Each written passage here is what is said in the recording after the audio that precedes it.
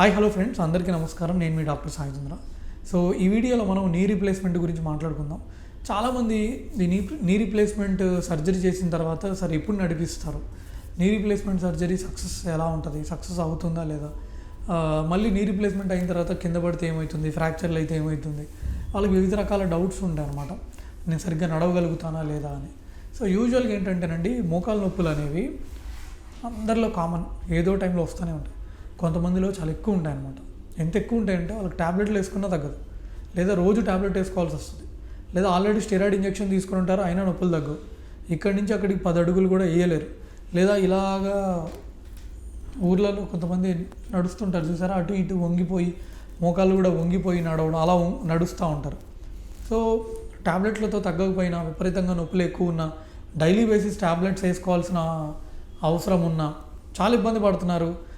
మీరు functions attend అవ్వలేకపోతున్నారు, విపరీతమైన నొప్పులు ఉన్నాయి, రోజు ట్యాబ్లెట్లు వేసుకోవాల్సి వస్తున్నారు అనుకున్నప్పుడు, స్టెరాయిడ్ ఇంజెక్షన్ వల్ల కూడా ఏం యూజ్ లేదనుకున్నప్పుడు ఇక లాస్ట్ ఆప్షన్ నీ రీప్లేస్మెంట్ అనేది ఇక లాస్ట్ ఆప్షన్. సో యూజువల్గా ఏంటంటే ఒక 55 to 65 ఇయర్స్ మధ్యలో చేసుకుంటే ఒక 20-25 ఇయర్స్ వస్తుంది కాబట్టి మీకు అది కరెక్ట్గా సరిపోతుంది మనకున్న యావరేజ్ లైఫ్ ఎక్స్పెక్టెన్సీ ప్రకారం. సో అందుకని యూజువల్గా ఆ ఏజ్లో సజెస్ట్ చేస్తాం. ఇప్పుడున్న అడ్వాన్స్డ్ ఇంప్లాంట్స్ ఉన్నాయి, ఆక్సినియం ఇంప్లాంట్ అని మీరు అందరూ వినే ఉంటారు. సో నెక్స్ట్ కామన్గా అడిగే డౌట్, సార్ సక్సెస్ రేట్ ఎలా ఉంటుందని. యూజువల్గా ఏంటంటేనండి, ఒక 1000 మందికి సర్జరీలు చేస్తే ఓకేనా, అది అమెరికాలో కానివ్వండి, జర్మనీ కానివ్వండి, ఎంత అడ్వాన్స్డ్ కంట్రీలో అయినా, యూకేలో అయినా, ఒక 1000 మందికి మనం సర్జరీ కనుక చేస్తే ఒక 5 to 10% ఆఫ్ ద పేషెంట్స్కి అది ఇన్ఫెక్షన్ కానివ్వండి, లేదా ఇంప్లాంట్ లూజనింగ్ కానివ్వండి, ఇలా ఏవో కాంప్లికేషన్స్ వస్తూ ఉంటాయి. సో సర్జరీ రిస్క్ అనేది ఎంతో కొంత ఉంటుంది అనమాట. సర్జరీ రిస్క్ ఉండదని ఉండదు, ఎందుకంటే ఇదేం చిన్న సర్జరీ కాదు, ఇది మేజర్ సర్జరీ.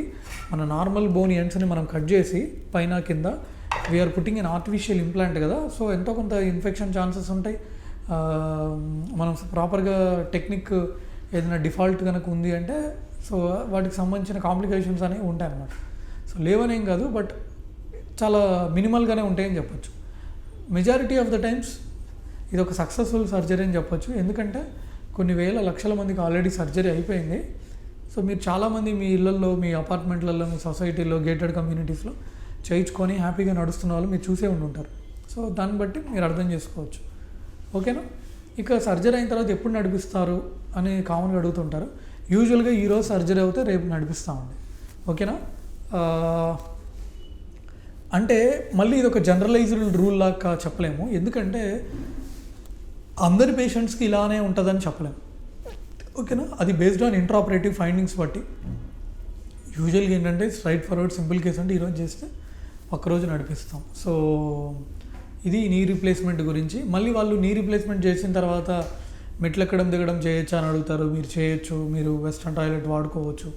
సో మీ రొటీన్ యాక్టివిటీస్ మీరు చేసుకోగలుగుతారు, ఓకేనా. సో మీకు కనుక నీ రీప్లేస్మెంట్కి సంబంధించి ఏమైనా డౌట్స్ ఉన్నాయంటే దయచేసి కింద కామెంట్స్లో తెలియజేయండి, నేను కంపల్సరీ మీకు రిప్లై ఇస్తాను. Thanks for watching.